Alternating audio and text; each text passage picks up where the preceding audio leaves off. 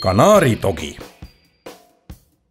See siin on üks tugev ja võimekas valvekoer. Loomult tasakaalukas ning rahulik. Tema olekust suisa kiirgab ülimat enesekindlust. Oma perega on ta rõõmsameelne ning käitub hästi. Ta on lojaalne, pühendunud ja valvas kaaslane.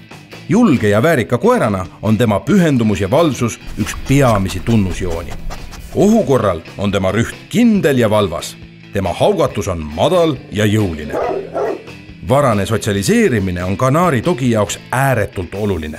Talle on tähtis juba lapsepõlvest peale mõista, keda ta võib usaldada ning millist tüüpi inimesed on pigem ohtlikud.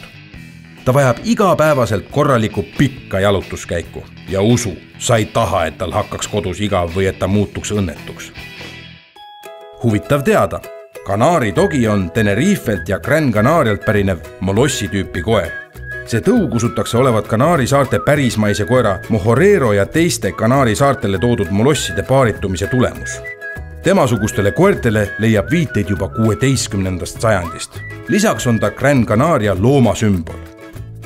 Kanaaridogi, sinu pere ustav ja tasakaalukas valvur.